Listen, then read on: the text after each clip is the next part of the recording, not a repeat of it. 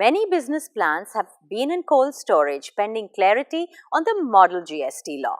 But the GST Council has been making steady progress at each of its meetings in the capital. The centre and the states have been inching closer to a consensus on contentious issues. Yet, many of these still remain. To gain an insight on these issues, be it CESS or cross-empowerment, we have with us today Mr. Sanjeev Kaushal, Additional Chief Secretary, Excise and Taxation, Haryana Government.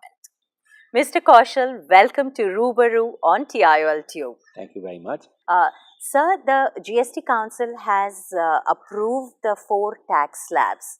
Now, how is the classification of goods going to be executed under these tax slabs? The essential commodities, particularly like food grain, etc., they would like to keep at 0%. And the earlier thought of band of 6% will come down to 5% because that is what affects primarily the CPI, and that caters primarily to the common man's requirement. So, 6% band comes down to 5%.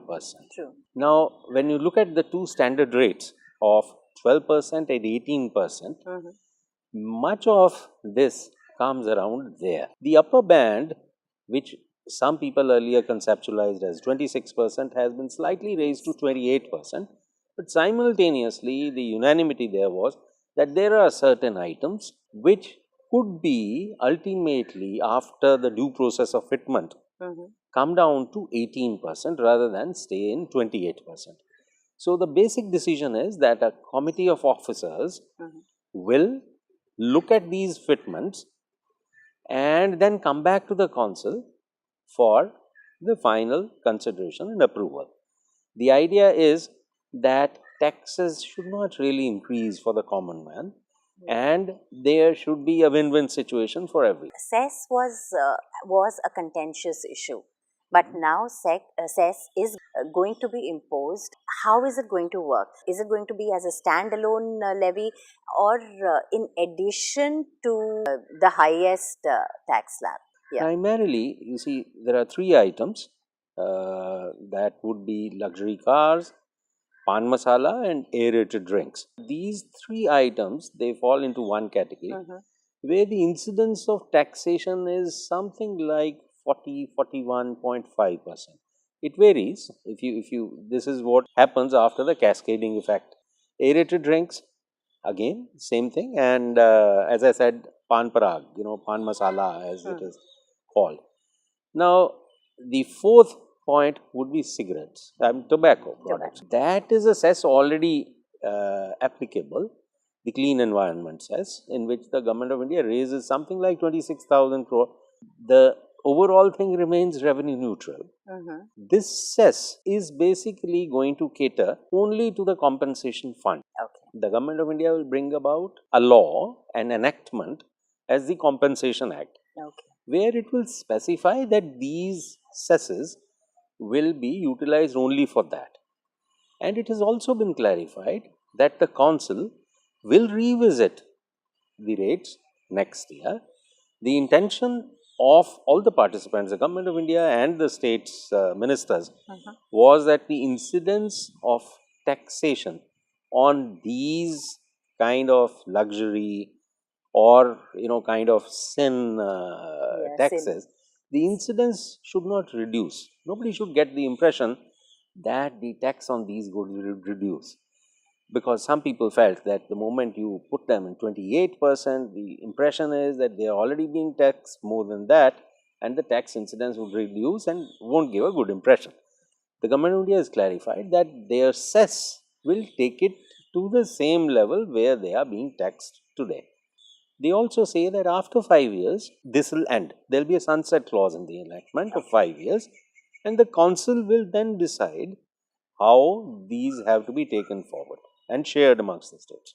What do you anticipate in 5 years? Year on year, the council will take a view. Suppose after the first year, the kitty in the compensation fund exceeds the compensation that is required to be given to the states that have that deficit in revenue, then the council can decide to share it amongst the states according to a certain formula that it can consider. If On the other hand, the compensation fund falls short of the money required, then they will have to revisit how that compensation has to be worked out. Sure, but then you would be having some estimates about Excuse me. the level of revenue loss for a state, and would the cess be sufficient to compensate the... You see, most of the states have conducted their in-house exercises to understand what can be the impact. However, these are like guesstimates. For example, no state really knows what will be the quantum of service tax they will be getting. However, each state has a kind of understanding how it will roll out. States that have spent a lot on their infrastructure development and because of that have manufacturing facilities feel that they will stand to lose a bit of revenue in the initial years. True. So they feel that they will need to be compensated, which the Union of India has happily agreed to. Sure. And what is the stand of Haryana state on cross empowerment of GST authorities? You see, on cross empowerment, we are more or less in line with the Government of India's view. The Government of India's view and most of the states' view is simple. It's very clear. There are about 30,000 tax officials working for the Union of India and a similar number working for the states. So, you have to ultimately arrive at a situation that it is not that one particular group of employees is overworked and the other is underworked. Now, the distribution of that has to be decided unanimously, and discussions are on. Now, there are several options that are on the table. One was what the empowered committee felt, that everything up to 1.5 crore turnover, every dealer up to that, would be handled by the state officials, and beyond 1.5 would be divided between the two. But when the revenue and the number of dealers were looked at, it seemed probably it was not the best option. So the second option came, divide all of them vertically. Now there also there are issues. We also have to understand that the central government's officials have expertise today in service tax. They have handled excise. States have a great expertise in handling VAT. So the excise officials don't go outside the factory gates really. On the other hand, the states, tax officials are located even in small Mufassil kind of towns, which the central officials might not be there. So there are strengths, there are some weaknesses, and numbers are there. Unanimity will be worked out. Another option which we are discussing is how can empowerment be done, cross empowerment, by way of scrutiny. Very less number of scrutinized cases, and then how do you divide and how you provide benefit to the dealer that he doesn't have to go to a different entity every year. So stability, fundamental principle, the comfort of the dealer. Second, he should basically be handled through one portal, which we know, registration, unregistration, cancellation, addition, etc. is the same. Performers are the same. One dealer should not have to go to two tax entities. True. So all those things will be ensured. But scrutiny would have to be at the state level. Not necessary. That is what the empowerment will be. There will be certain principles that will be laid down as to where scrutiny would be required. Based on that, you decide together between the central officials and the state officials as to how many they would scrutinize based on those principles, how many the states. Particular number should not exceed a particular percentage. So the general figure which states feel and the center is 5% is okay. Not more than 5%, but still to be discussed and ultimately unanimity arrived at. Things are simple. They are not as complex as they seem outside. And does it help that Haryana is also a BJP state? Let me put it this way. Tamil Nadu government probably was not in favor of GST.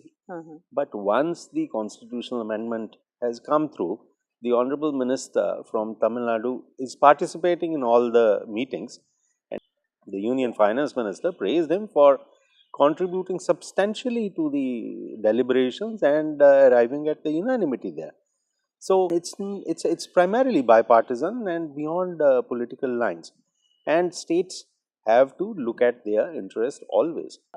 What is the state government's stand on estimate of their revenue loss and the weightage of growth which has been laid down? Our stand is that the government of India has been extremely generous in deciding this growth rate of 14% year on year from the base rate of 2015-16, because for most of the states, almost all the states, the percent growth would have been lesser, particularly since we are already into a state of low inflation indices. So the nominal growth of the GDP will also be lower than what we saw maybe a couple of years back. So 14% is a very good, very generous offer, and Haryana government has welcomed that. Sure, sir. And what about local levies? Local levies entry tax is gone. Yeah. So, but there is a provision for states to have some local levies. What is Haryana's? The introduction of GST subsumes most of these things. True. And as you know, the principle is that no state goes for any kind of tax to replace a tax. So that is a very clear understanding. We are all working as one. What about levies by municipal authorities? Well, octroi is subsumed. Haryana did not have octroi since 1999, so it doesn't make any difference to us. Okay. That has been the concern for some of the states, not for Haryana, because for the last 17-18 years, we do not have octroi at all. Okay. So that's not much of a problem. And how is the state gearing up for SGST? What are the challenges that you see? You see, Haryana is one of the Model 1 states. So the back-end computerization we are doing ourselves. There were initially 9 states which were Model 1 states. I believe a couple of them have dropped out. But we are doing on our own, and we are close to it. I think by end of November or middle of December, we would have completed our back-end computerization in entirety. Okay. And of course, the GSTN is doing the front end for all the states. They are also on target, and once these decisions are taken by the council, I think the laws thereafter in the state legislatures and the parliament, and we should all be beating the timeline, hopefully. Okay, sir. And what about the administrative and the structural changes which need to be brought about at the state level? What is the preparedness for GST in Haryana? You see, we already have a GST cell which is headed by an additional Excise and Taxation Commissioner, and he has a retinue of people, about 10 of them, working day and night on this. Our first concern was to do the back-end computerization within the timeline that more or less will be achieved. Thereafter, it is the training part. That's true, yeah. As you know, for training of officers, as well as, training and exposure of the dealers and the tax professionals. Now, these two things is the first, priority. But isn't there also restructuring required at the administrative level? Yes. The redesignation of officers, different responsibilities to be given. What is your preparedness on that? There will be a need for restructuring because everything will be done through one portal. Earlier levels of computerization in different states were at different levels. Now, there were states where the data would not flow out of the districts. That would not come to the headquarters. Now, the MIS generation will be very good. Now, based on that, you might like to have territorial changes, jurisdictional changes from territories which might not be so important now for tax collection. Now, these are things which have to be gone into minute detail. Our GST cell is working on it. They will be, restructuring. There will also be changes in nomenclature. There will be help desks rather than, physical offices. You will have, through the internet help desks, etc. Much more of that kind. Yeah. Well, since a lot of it is dependent on the center and the consensus in the next few days, what do you think is the status of the model GST law? Well, Do you think there could be a consensus by April 1st? definitely. By April 1st, it will all be implemented. That is the objective of the entire council, and I don't see any reason why it should not, unless there is something earth shaking that happens. Okay. And what do you think are the challenges which are still left to be faced? As we said, as we discussed the cross empowerment model, the laws, ultimately the officers committee, fitment of the items into different bands, Sure. and then training, computerization by for all the Yeah, for states, all the states. Yes. etc., etc. These are all time bound challenges. Thank you so much, sir, for Thank you. spending your Thank you. time with us. This is a pleasure. Thank you very Thank much, you. sir.